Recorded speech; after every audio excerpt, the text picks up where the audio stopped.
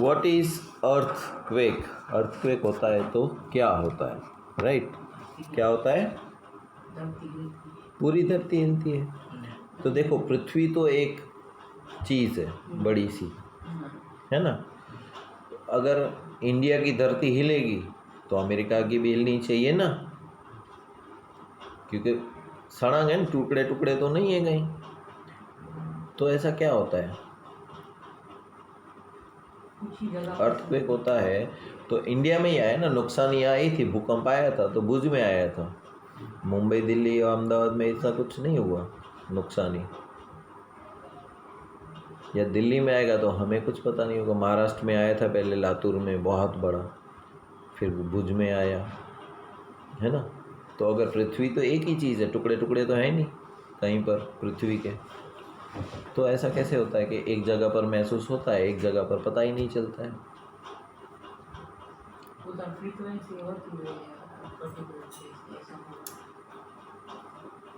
नहीं, अर्थ जो है ना वो अलग अलग प्लेट से बनी हुई होती है। जब आप मकान बनाते हो तो आप क्या करते हो?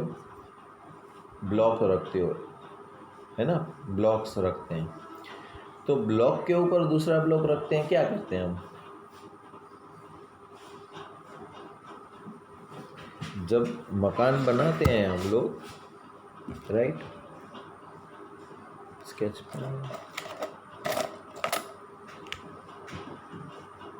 लाल स्केच पेन पर ये सपोज ये हमने ब्लॉक्स बनाए 2 3 4, अभी उसके ऊपर दूसरा ब्लॉक्स रखूंगा तो मैं ऐसे ही रखूं,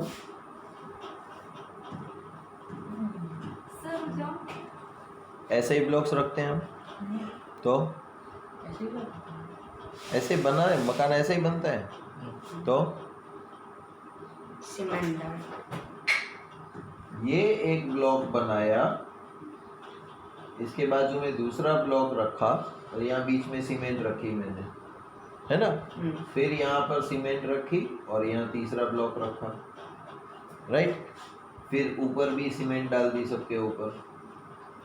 अब जो नया ब्लॉक मैं रखूंगा वो मैं क्या करूंगा? आधा इसके ऊपर रखूंगा और आधा इसके ऊपर रखूंगा, राइट? ऐसे बनेगी। फिर यहाँ पर सीमेंट, फिर ब्लॉक आएगा जो आधा इस ब्लॉक के ऊपर होगा और आधा इसके ऊपर होगा। फिर यहाँ पर सीमेंट, यहाँ पर भी सीमेंट, राइट? ऊपर भी सीमेंट। फिर जो ब्लॉक रखूंगा ऊपर तीसरी लाइन बनाऊंगा ब्लॉक की, वो कैसे होगी? वो इसके जैसी होगी, आधा इसके ऊपर आधा इसके ऊपर और फिर ब्लॉक, राइट? फिर सीमेंट।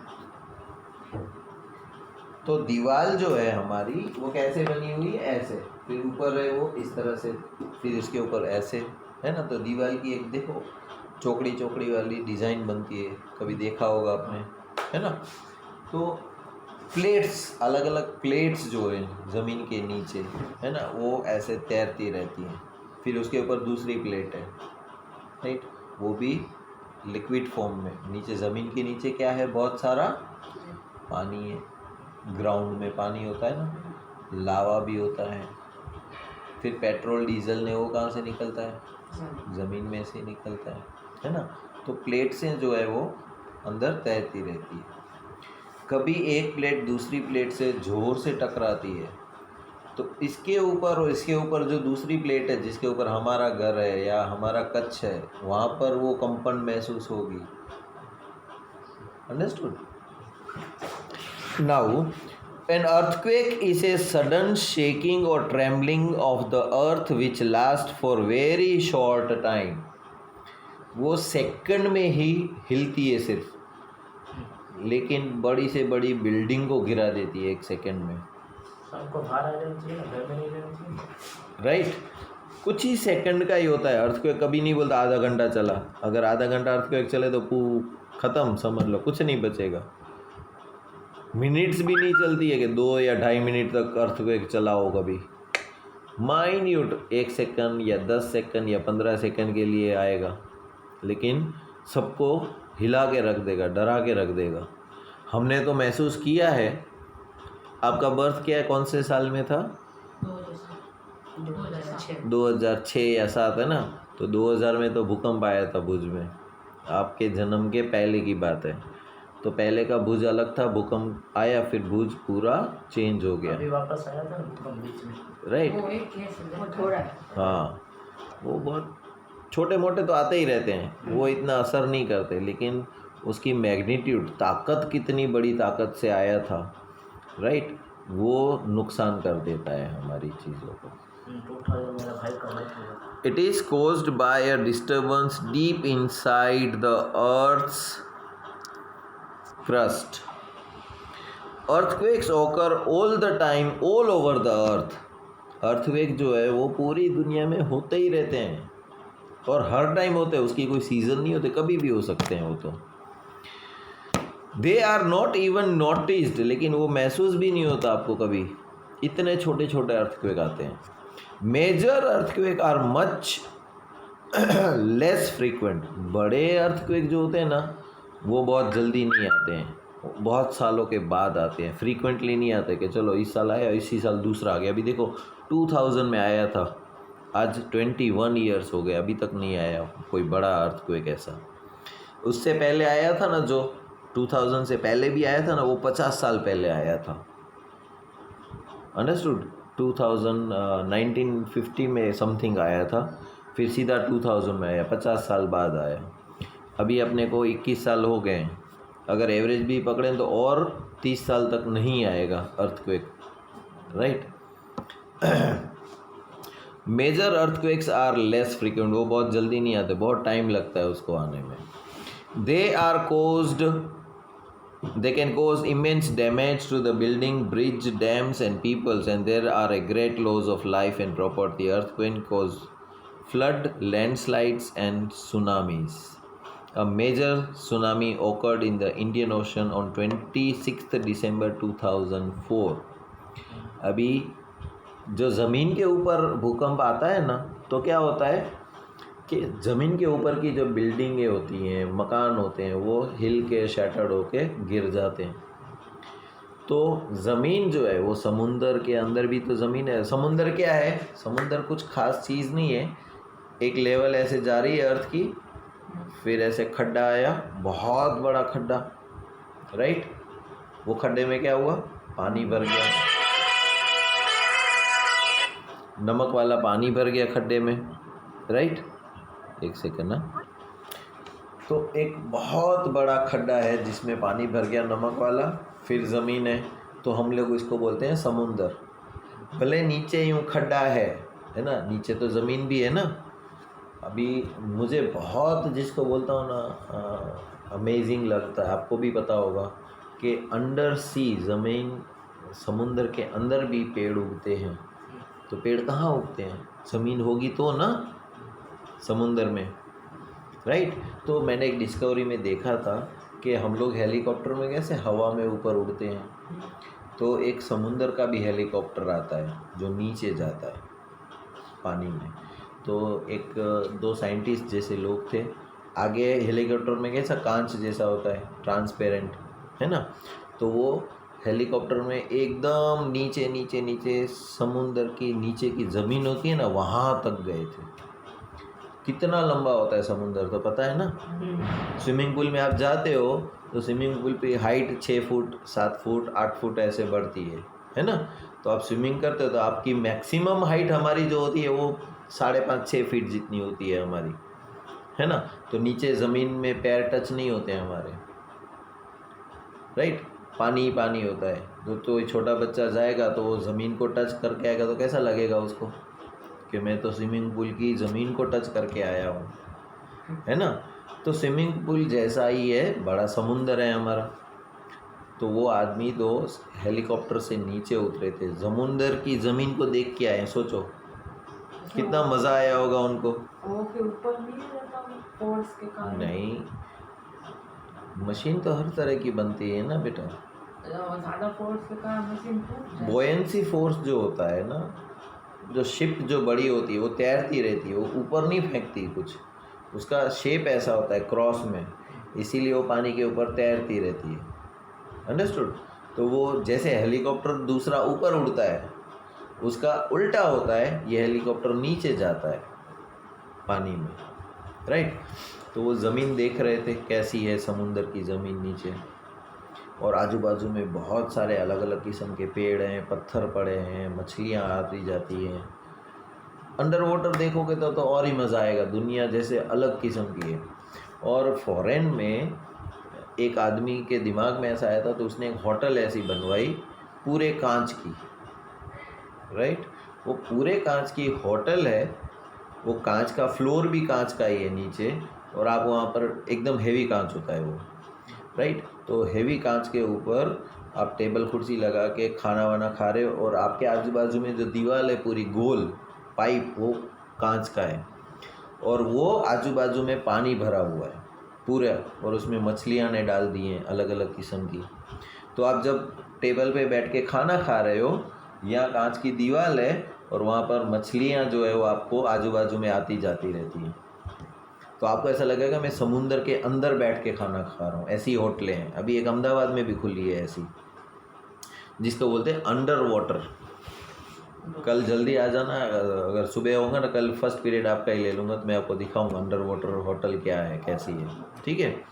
तो बात ये हो रही कि ज़मीन जो है वो तो समुंदर के अंदर भी है ना, तो वहाँ पर भी प्लेट्स टकराती है, भूकंप तो समुंदर में भी आता है। तो समुंदर के ऊपर तो बिल्डिंग कोई है नहीं, तो क्या होगा, समुंदर में भूकंप आएगा तो हिलेगा ना यूं समुंदर।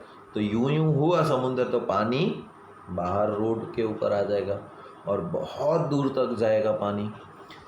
ऐसे बहुत से वीडियोस हैं हमने देखे, मैंने अभी रिसेंटली एक देखा था कि एक 3-4 माले की बिल्डिंग थी, आदमी लोग खड़े थे ऊपर से दूर से देख रहे हैं, पानी आ रहा है तेज़ी से, बहुत तेज़ी से पानी आ रहा है, धीरे धीरे धीरे वो पानी की लेवल बढ़ती जाती तो 3rd फ्लोर की बिल्डिंग तक पानी पहुंचा जाता है। और गाड़ियां ने जो नीचे रोड पे खड़ी थी वो तो खिलौनों की तरह पानी में यूं तैर रही है, राइट। तो समुंदर में अगर भूकंप आएगा, अर्थक्वेक आएगा, तो समुंदर का पानी जो है वो बाहर आ जाएगा। हम स्विम कर सकते हैं? तो जिसको स्विमिंग आती है वो करेगा, जिसको नहीं आती है उसमें मछलियाँ भी आ जाएंगी, सब कुछ आ जाएगा पानी में, रोड के ऊपर। शार्क एकदम बड़ी साइज़ की होती है मछली जो होती है ना, उसमें बहुत वज़न होता है, तो वो जनरली बीच में ही रहती है, समुंदर के किनारों तक वो कभी नहीं आती, क्योंकि उसको पानी भी बहुत ज़्यादा चाहिए। तो जैसे ही पानी कम होगा तो वापस सेंटर में चली जाएगी समुंदर में, राइट। तो छोटी छोटी मछलियाँ आ जाएगी रोड के ऊपर, लेकिन वो समुंदर का पानी खारा होता है, तो आजू बाजू में जिस चीज़ के ऊपर जाएगा ना, उन सब चीज़ों को सड़ा देगा वो, राइट। तो समुंदर में अगर अर्थक्वेक आएगा, भूकंप आएगा, तो वो पानी बाहर आ जाएगा समुंदर के किनारे छोड़ के। सर वो कल मैं मोबाइल में देख रहा था, जब एक इंसान वो वेल पे से गुदगुदी कर रहा था वेल को, सर इतनी बड़ी वेल थी, और वो भी उसको देख कर कुछ कर नहीं रही। सर इंसान को वेल नहीं खा सकता है, वेल इंसान को नहीं खा सकता। देखो आपका पेट भरा पड़ा है अभी एकदम फुल, है ना, फिर आपके बाजू में कोई खाना पड़ा होगा तो आप खाओगे नहीं। जब वेल को भूख लगेगी, इंसान सामने होगा तो वो शिप को खा जाती है। ऐसी मछलियाँ होती हैं, आपको अजीब लगेगा सुनने में, कि मछली जो है ना वो अपना मुंह यूं फाड़ के रखेगी बड़ा, तो क्या होगा, सब पानी तो उसके अंदर चला जाएगा। तो आपको पता भी नहीं होगा कि हम लोग जो है ना वो पानी में तैर नहीं रहे, मछली के पेट में जा रहे हैं, और जैसे ही वो मुंह बंद किया उसने, तो पानी बाहर, आप उसके पेट के अंदर। वो तो गले का यहाँ पे तो छोटा होता है, वो तो बड़ा होता है ना, वो बड़ा, पर वो निकलेगी कैसे? मछली के पूरी शिप खा जाती है, पता है आपको, इतनी बड़ी मछली होती है। वो तो वेल ही होगी। ऐसी फिक्स एक, हम लोगों को एक ही नाम आता है, वेल नाम, वेल शार्क, ब्लू, और तो बहुत सी मछलियाँ ऐसी हैं अंदर, right. In ancient times, people did not know the true cause of the earthquake. Their ideas were therefore expressed in the mythical stories such as the one told by the Bujo's grandmother. Similar myths were prevalent in our parts of the world. Now, we know that the tremors are caused by the disturbance deep down inside the uppermost layer of the earth called the crust. तो अर्थ का यहाँ पर जो diagram आपको दिया गया है book में, राइट, अर्थ की कितनी सारी लेयर होती है तो उसको क्रॉस 3D सेक्शन करके बताया गया। अर्थ को अगर आप एप्पल को, मौसम्बी को कैसे काटते हैं अपन, है ना, तो मौसम्बी के अंदर जैसे अलग अलग लेयर्स होती हैं, वैसे ही अर्थ के अंदर भी अलग अलग लेयर्स होती हैं। जो ऊपर की लेयर होती है ना उसको हम बोलते हैं क्रस्ट, फिर आता है मेंटल, फिर उसके नीचे आता है कोर, और फिर उसके अंदर आता है इनर कोर। तो पृथ्वी जो हमको दिखती है वो ऐसे ही अलग अलग लेयरों से बनी हुई थी। जैसे हमारी स्किन है ना, कितनी स्किन है तुम्हारी पता है? अगर हल्की सी खरोच आएगी ना तुम्हें तो ऊपर की स्किन निकल जाएगी थोड़ी सी। जैसे आप फेविकोल वाले हाथ कर लो अपने थोड़ी देर, जब सूख जाएगा तो फेविकोल कैसे उखड़ेगा, है ना, ऊपर की स्किन ऐसे ही पतली होती है, उखड़ेगी आपकी, लेकिन आपको दर्द नहीं होगा। अगर उसके नीचे की एंडोडर्मिस और एपिडर्मिस स्किन जो होती है ना, एंडोडर्मिस थोड़ी अंदर होती है स्किन, इसके ऊपर खरोच आई तो खून भी निकलेगा और आपको जलेगा भी, राइट। और अगर थोड़ी सी चीरफाड़ होगी तो अंदर की हाथ की नसें ने हड्डियाँ भी दिखने लगेगी आपको बाहर, राइट। तो अर्थ जो है ना वो भी ऐसे ही अलग अलग लेयरों से बनी हुई होती है। इसकी लेयर बहुत मोटी होती है। हाँ, लेकिन किलोमीटर तक लंबे होते हैं। आप लोगों ने कभी माइंस जिसको बोलते हैं ना, खान जिसको बोलते हैं, कोयले की खान होती है, ऐसे अलग अलग मिनरल्स की खान होती है, तो आप जब देखोगे ना तो बहुत बड़ा खड्डा करते हैं, राइट। तो उसमें अलग अलग लेयर्स आपको दिखती है। फिर the outermost layer of the earth is not one piece. Outer layer जो है ना वो सिर्फ एक पीस नहीं है, वो अलग अलग टुकड़ों से बनी हुई होती है, right. It is fragmented and each fragment is called a plate. तो आउटर मोस्ट लेयर जो है वो प्लेट से बनी हुई होती है, छोटे छोटे पार्ट से। जैसे हम लोग कैसे दीवार बनाते हैं तो ब्लॉक्स यूज़ करते हैं, फिर उसके ऊपर दूसरे ब्लॉक्स, अभी सिखाया ना जैसे मैंने, वैसे। These plates are in continual motion when they brush past one another, or a plate goes under another due to the collision. They cause the disturbance in the earth's crust, and it is this disturbance that shows up as an earthquake on the surface of the earth. अभी देखो, जैसे ये हमारी पृथ्वी है, right, ये ऊपर की layer पृथ्वी की, ये ऊपर हमारी बिल्डिंग्स ने घर्स है, राइट, ये प्लेट से नीचे, राइट। अगर बहुत सारी प्लेट से होती है नीचे ज़मीन में, अगर ये प्लेट इससे टकरा गई, देखो आपको दिखेगा, हल्की सी टकराई तो ये पेन डिस्टर्ब हो गई, है ना। तो बहुत सारी प्लेटें जब टकराती है नीचे तो अर्थक्वेक आता है, तो राइट। बड़ा वाला आता है। हाँ। Although we know for sure what causes an earthquake, it is not yet possible to predict when and where the next earthquake might occur. हमें पता है कि नीचे अर्थ में प्लेट्स टकराती है तो अर्थक्वेक आता है, तो हम लोग कैसे भविष्यवाणी करते हैं कि इस तरह से पवन आ रहा है, इतनी स्पीड से आ रहा है, राइट, और पानी हवा के अंदर भी ह्यूमिडिटी इतनी है या सूखा पवन इतना है तो इस साल बारिश तेज़ आएगी। या आसमान में से ऊपर से पिक्चर्स लेते हैं तो बहुत, रात को न्यूज़ देखते हो नहीं देखते हो? टीवी में जब भी न्यूज़ देखोगे ना तो एक सेक्शन आता है वेदर फोरकास्ट, मोबाइल में भी आता है वेदर फोरकास्ट। मतलब कल यहाँ पर बारिश होगी कि नहीं, सूरज निकलेगा कि नहीं, तो कितना धूप होगी, पूरे दिन का मिनिमम टेम्परेचर क्या था, राइट। आज सुबह ठंडी थी, दोपहर को गर्मी हुई, रात फिर ठंडी हो जाएगी, है ना। तो टेम्परेचर कितना रहेगा, बारिश आएगी कि नहीं, वो हम प्रिडिक्ट कर सकते हैं, राइट।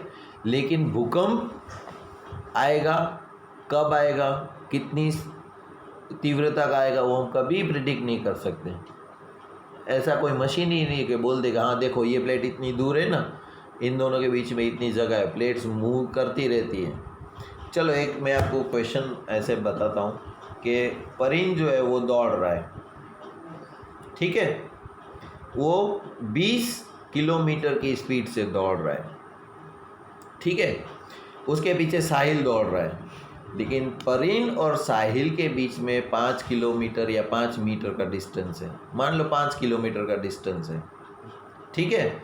और साहिल जो दौड़ रहा है वो 15 किलोमीटर की स्पीड से दौड़ रहा है, ठीक है। तो परिन दौड़ रहा है, दोनों के बीच में जगह है, पीछे साहिल दौड़ रहा है, लेकिन इसकी स्पीड कम है, इसकी स्पीड ज़्यादा है ना। तो धीरे धीरे क्या होगा, इन दोनों के बीच में फासला जो है वो कम होता जाएगा, और एक टाइम आएगा जब ये इसके जाके टकरा जाएगा। तो प्लेट से तो ज़मीन के नीचे बहुत है, कैमरा ऐसे आता है कि ज़मीन के अंदर क्या है देख सकते हैं आर पार।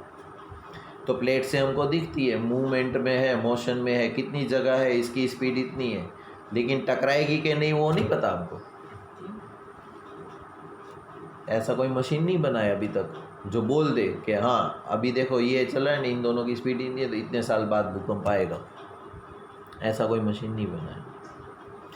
आपको पता है प्लेन उड़ रहा होता है, राइट, वो चलते हुए प्लेन में पेट्रोल ख़त्म हो गया तो क्या होगा, प्लेन क्रैश हो जाएगा ना।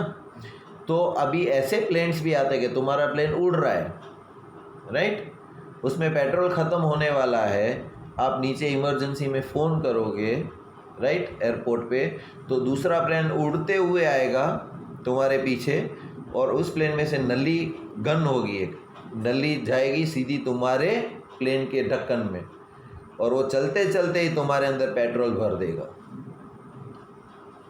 जनरली क्या होता है हमारा कि हम लोग बाइक से कहीं जा रहे हैं, पेट्रोल ख़त्म हो गया तो फिर घसीटते हुए ले जा रहे हैं पेट्रोल पंप तक, है ना।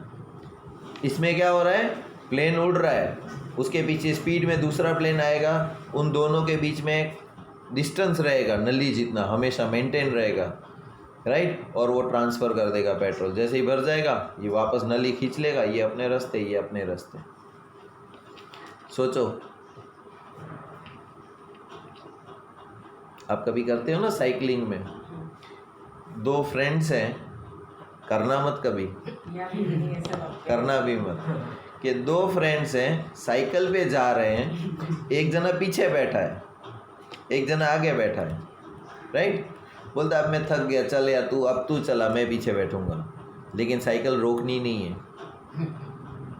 चलती हुई साइकिल में तू पीछे जा, मैं आगे जाता हूँ। स्टंट कैसा है, हाँ, आगे वाला जो बैठा है वो पकड़ लेगा, पीछे वाला आगे आ जाएगा। हाँ, तो गिर सकते हो ना आप। हाँ, बैलेंस होना चाहिए। जिसको परफेक्शन आता होगा वो करेगा, बाकी तो नहीं हो सकता। हाँ। तो ये चालू प्लेन में कितने डिस्टेंस पे उसकी ढक्कन खुला, नली उसके अंदर डालने की, ये कितना परफेक्शन का काम है। तो प्लेट्स भी ज़मीन के नीचे हिलती ही रहती है, राइट। वो दोनों कब टकराएगी वो हम प्रिडिक्ट नहीं कर सकते कि नेक्स्ट भूकंप कब आएगा, ठीक। भविष्यवाणी कैसे कर देती कब भूकंप आएगा? वो ऐसे ही होता है, कोई फिक्स्ड नहीं होता। किसी ने नहीं देखा future is always uncertain. Future क्या है किसी को नहीं पता है। अभी देखो इलेक्शन चल रहे थे ना, राइट, चालू होगा नहीं अपने यहाँ अभी चालू होगा, बड़े अहमदाबाद में, सूरत में, वहाँ तो ख़त्म हो गया। अभी वहाँ पर कौन पार्टी जीती, बीजेपी, है ना। तो क्या हम ये बोल सकते हैं कि वहाँ पर बीजेपी जीती, यहाँ पर भी बीजेपी जीतेगी? कर सकते हैं प्रेडिक्ट? नहीं कर सकते। हो सकता है यहाँ पर कोई भी जीत जाए। तो अभी वो तो हम इतना प्रेडिक्ट नहीं कर सकते हैं, तो फ्यूचर का कौन करेगा कि बारिश आएगी कि नहीं, भूकंप होगा कि नहीं। ये तो सामने ही है ना, ये जीत गई तो लोग बोलते चलो हम भी अभी बीजेपी को ही जिताएंगे। अभी भी उनको श्योर नहीं है, कोई भी जीत सकता है, क्योंकि फ्यूचर क्या है किसी को नहीं पता, is uncertain, right. Since earthquakes are caused by the movement of the plates, the boundaries of the plates are the weak zones where earthquakes are more likely to occur. The weak zones are known as seismic or fault zones. तो क्या है यहाँ पर boundary होती है ना। Since the earthquakes are caused by the movement of the plates, the boundaries of the plates are weak zones. ये plate है, ये प्लेट की बाउंड्री है। तो जहाँ पर दो टकराएंगी तो वहाँ पर तो नुकसान ही होगी ना। आप दो गाड़ियों में बैठे हो, हल्की सी टक्कर होगी तो आप अंदर बैठे हो तो आपको कुछ नहीं होगा, लेकिन बाहर गाड़ी में तो नुकसान ही होगी ना। फिर आप चाहे गाड़ी से टकराओ या दीवार से टकराओ, आपको भले कुछ नहीं होगा लेकिन गाड़ी को तो नुकसान ही होगी ना। तो गाड़ी क्योंकि आउटर लेयर है गाड़ी, है ना, वो दूसरी गाड़ी के आउटर, वो वीक जोन है। कुछ भी हुआ तो बाहर तो नुकसान ही होगी, अंदर का नहीं पता हमें। तो वो वीक जोन को हम क्या बोलते हैं? सिस्मिक या फॉल्ट। क्या बोलते हैं? सिस्मिक और फॉल्ट जोन। तो हमारा कच्छ जो है ना वो फॉल्ट जोन में आता है, मतलब यहाँ पर भूकंप कभी भी आ सकता है, फिक्स नहीं है, right. In India, the areas most threatened are Kashmir, Western and Central Himalayas. The whole of Northeast, पूरा नॉर्थ ईस्ट जो है वो फॉल्ट जोन में है। फिर Rann of Kutch, Rajasthan and Indo Gangetic plain, some areas of south India are also fold under the danger zone. तो जैसे zone wise हम लोग डायग्राम बनाते हैं, मैप बनाते हैं, नक्शा बनाते हैं, राइट। तो उस नक्शे में भी हमें पता होता है कि हमारा एरिया जो है वो फॉल्ट जोन में आता है कि नहीं, सेफ जोन में है, राइट। सर वो जापान में ज्यादा भूकंप आता है ना, या चाइना? वो तो रोज़ ही आता है, जापान में तो रोज़ भूकंप आएगा। क्यों? वो फॉल्ट जोन में, मोस्ट डेडलीस्ट जोन। वहाँ पर लोग घर ज़्यादातर जो है वो लकड़े का ही घर बनाते हैं, राइट, क्योंकि लकड़ा हिलेगा नहीं पूरी तरह। सीमेंट जो हिल के टूट सकती है, लकड़ा तो पूरा ही होता है, हिलेगा तो भी घर टूटेगा नहीं उनका। तो और उनका घर तो मूवेबल होता है, उनका घर मूवेबल होता है। अभी लोग क्या करते हैं कि मॉर्निंग हुई, सनफ्लावर कैसे होता है, सूरज उगा, सूरज यहाँ आ गया तो सनफ्लावर ने अपना मुंह चेंज कर दिया, फिर सूरज यहाँ आ गया तो फिर सनफ्लावर ने चेंज कर दिया। तो सुबह सनफ्लावर ऐसे होगा, शाम को सनफ्लावर ऐसे हो जाएगा इस तरफ। क्यों? क्योंकि वो हमेशा सन की तरफ ही अपना फेस रखता है, इसलिए तो उसका नाम क्या है? सनफ्लावर। तो अभी घर जो होते हैं ना वो भी मूवेबल बनाते हैं। इस तरफ से हवा आ रही है तो अभी मेरा घर इस तरफ है, अभी हवा वहाँ से आ रही है तो मैंने अपना घर यूँ चेंज कर दिया तो हवा मेरे घर में आएगी। नीचे बेस जो होता है, ऊपर का जो बेस होता है, बीच में मोटर लगी हुई होती है, आप अपना पूरा घर घुमा सकते हो, राइट। तो जापान के जो लकड़ों के घर होते हैं ना वो भी ऐसे ही होते हैं, घुमा सकते हैं अपना पूरा घर। उधर तो लकड़ा भी कितना उगाते हैं, वो हमारे तो काट काट के रख देते हैं। सर जाए? नहीं, 1 बज गया, भले बच गया, जिसको जाना है वो जाए, भूख भी लग गया। अच्छी बात है। क्या मेरा तो 2 बजे खाना होता है। थोड़ा ही है। The power of an earthquake is expressed in terms of magnitude on a scale called Richter scale. तो आप जैसे साइकिल आपकी स्पीड मेज़र करते हो किलोमीटर पर आवर, है ना। इलेक्ट्रिक का बिल आता है तो किसके ऊपर आता है? वॉट्स, इतने वॉट्स यूज़ किए हमने, है ना।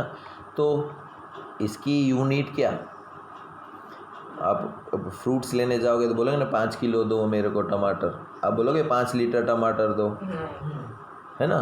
तो अर्थक्वेक जो आता है उसकी भी एक स्केल होती है, तो उसको हम बोलते हैं रिक्टर स्केल, ठीक है। Really destructive earthquake have magnitude higher than 7 on the Richter scale. Both Bhuj and Kashmir earthquakes had magnitudes greater than 7.5। तो अर्थक्वेक जो आया था भुज का वो रिक्टर स्केल पे 7.5 का बताता है, वो ख़तरनाक होता है, राइट।